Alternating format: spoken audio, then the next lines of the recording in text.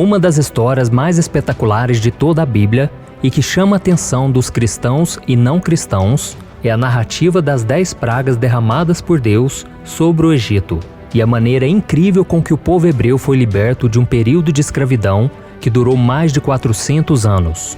As 10 pragas, que estão registradas no livro de Êxodo, são uma série de desastres que o Senhor enviou ao povo egípcio diante da recusa do faraó em permitir que os hebreus fossem libertos da escravidão. Vamos ver o que a Bíblia diz sobre esse episódio. O Senhor respondeu a Moisés: "Dou-lhe a minha autoridade perante o faraó, e o seu irmão Arão será o seu porta-voz. Você falará tudo o que eu lhe ordenar, e o seu irmão Arão dirá ao faraó que deixe os israelitas saírem do país. Eu, porém, farei o coração do faraó resistir, e embora multiplique os meus sinais e maravilhas no Egito, ele não os ouvirá. Então porei a minha mão sobre o Egito, e com poderosos atos de juízo tirarei do Egito os meus exércitos, o meu povo, os israelitas. E os egípcios saberão que eu sou o Senhor, quando eu estender a minha mão contra o Egito e tirar de lá os israelitas."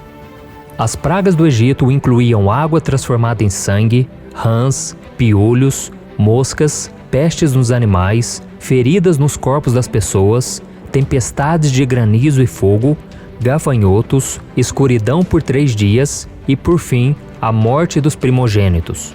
E se continuarmos a leitura até o capítulo 12, veremos que ao ver os danos que as pragas causavam à agricultura, aos rebanhos e ao povo egípcio, o faraó aceitava libertar os hebreus. No entanto, assim que elas terminavam, ele voltava atrás. E por isso as pragas se prolongaram até a 10ª praga, em que o seu filho, o herdeiro do trono, acabou morrendo junto com os demais primogênitos. E se analisarmos bem a história, veremos que as 10 pragas narram a batalha entre o poder do Deus de Israel e os falsos deuses adorados pelos egípcios. De um lado, temos Moisés e o seu irmão Arão, e de outro, o faraó e os seus sacerdotes, que tentavam repetir as pragas através dos seus conhecimentos científicos e místicos. E até hoje, muitas pessoas ainda se perguntam se as 10 pragas realmente existiram e se possuem uma razão científica para terem ocorrido. E quanto mais essas pessoas estudam sobre o assunto, mais ficam maravilhadas e ao mesmo tempo assustadas com a grandeza do poder de Deus. E nos últimos anos, uma onda de fenômenos muito semelhantes a 3 das 10 pragas do Egito aconteceram pelo mundo, deixando muitas pessoas intrigadas. Seriam sinais de Deus ou apenas uma coincidência? Neste vídeo eu vou te mostrar quais foram esses episódios e nós iremos comparar cada um deles com as pragas do Egito, tá bom? E ao final nós vamos tentar chegar a uma conclusão da mensagem que o Senhor pode estar querendo nos entregar.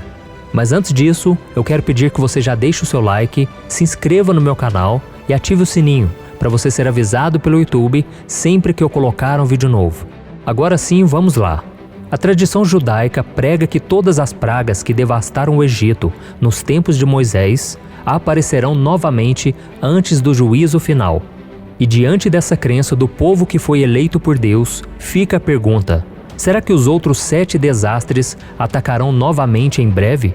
Vamos ver os 3 sinais de que as 10 pragas podem estar ressurgindo. A primeira praga, chuva de granizo. A Bíblia conta que a 7ª praga que caiu sobre o Egito foi uma tempestade muito forte de granizo. Vamos ler o que está escrito em Êxodo capítulo 9. Quando Moisés estendeu a vara para o céu, o Senhor fez vir trovões e granizo, e raios caíam sobre a terra. Assim o Senhor fez chover granizo sobre a terra do Egito. Caiu granizo e raios cortavam o céu em todas as direções. Nunca houve uma tempestade de granizo como aquela em todo o Egito, desde que este se tornou uma nação. Em todo o Egito, o granizo atingiu tudo o que havia nos campos, tanto homens como animais, destruiu toda a vegetação, além de quebrar todas as árvores. E assim como naquele tempo, recentemente, tempestades de granizo muito maiores do que as que costumam ser registradas pelos meteorologistas apareceram em locais inesperados. Na Arábia Saudita, por exemplo, uma das pedras de gelo que caíram do céu tinha o tamanho de uma bola de basquete. Já na Suazilândia, próximo à África do Sul, o granizo foi tão intenso que matou rebanhos inteiros de gado. E não foi só isso. Uma tempestade com ventos de 116 km por hora e pedras de granizo do tamanho de bolas de golfe destruíram casas, carros, mataram animais e deixaram alguns turistas feridos na Austrália. O detalhe é que aquele país estava sofrendo com uma das maiores queimadas de toda a história. As chamas consumiam as florestas por mais de 4 meses, sem cessar um dia sequer. E na época de Moisés, Deus enviou a chuva de granizo para mostrar ao faraó que era ele quem tinha todo o controle sobre a natureza, e não o deus Íris, que os egípcios acreditavam ser aquele que tinha o poder sobre o céu, o ar e a terra. E hoje, o que o Senhor gostaria de dizer para nós se essas tempestades de granizo realmente foram sinais da sua ira? Será que ele não estaria dizendo ao homem que ele continua sendo o único que pode agir no clima da terra? E que os seres humanos estão desrespeitando a sua divindade ao agredir o meio ambiente com tanta poluição e desmatamento? Quando o Senhor criou os céus, a terra e tudo o que nela há, ele viu que aquilo era bom, e nós não temos o direito de destruí-los. A segunda praga, nuvem de gafanhotos. Logo depois da chuva de granizo, o Senhor enviou ao Egito a praga dos gafanhotos, que tratou de destruir o restante da vegetação que havia sobrado do desastre anterior. Vamos ver o que está escrito em Êxodo capítulo 10. Moisés estendeu a vara sobre o Egito, e o Senhor fez soprar sobre a terra um vento oriental durante todo aquele dia e toda aquela noite. Pela manhã, o vento havia trazido os gafanhotos, os quais invadiram todo o Egito e desceram em grande número sobre toda a sua extensão. Nunca antes houve tantos gafanhotos, nem jamais haverá. Eles cobriram toda a face da terra de tal forma que essa escureceu. Devoraram tudo que o granizo tinha deixado, toda a vegetação e todos os frutos das árvores. Não restou nada verde nas árvores, nem nas plantas do campo em toda a terra do Egito. E recentemente, 2 nuvens de gafanhotos assombraram populações inteiras. A primeira delas também aconteceu na Arábia Saudita, onde diversas cidades foram tomadas pelos insetos.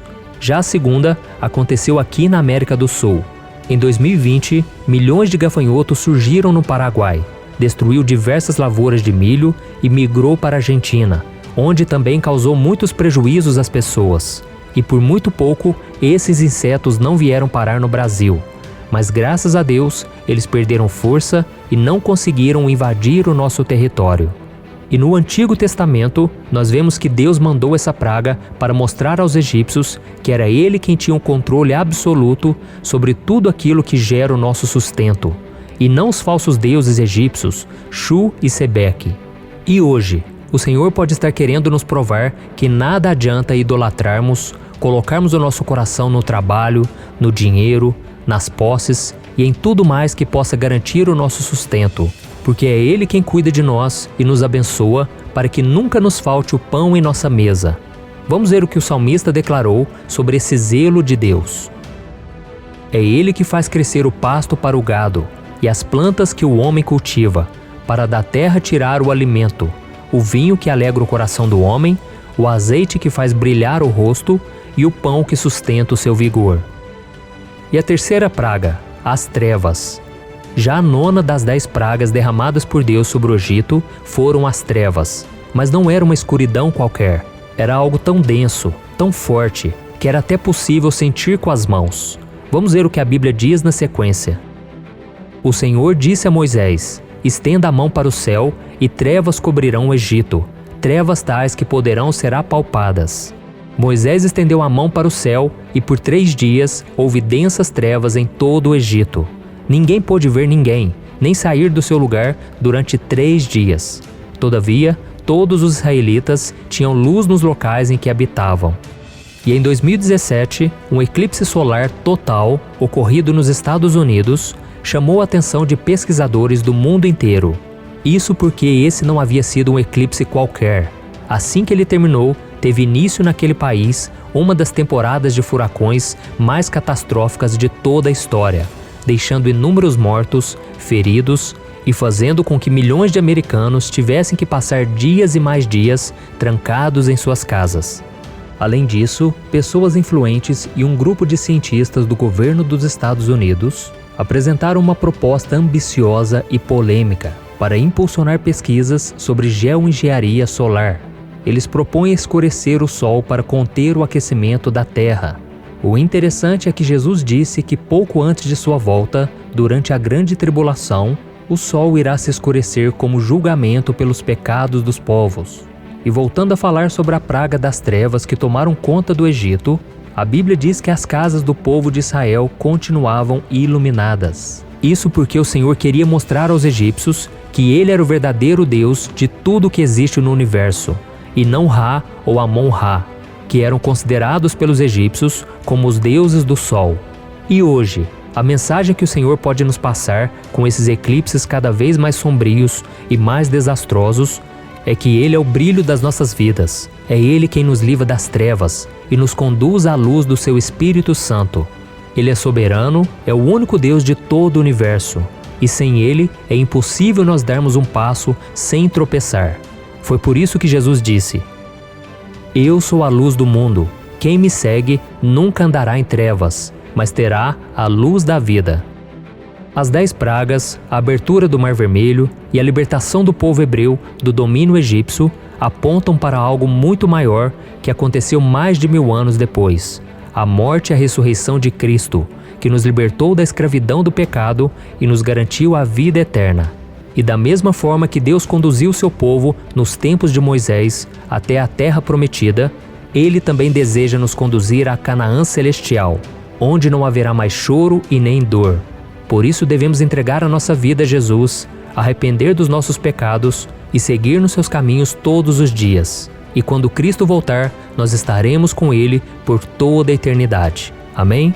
Eu sou o pastor Antônio Júnior. Se você gostou dessa mensagem, compartilhe com seus amigos e se inscreva no meu canal. Deus te abençoe.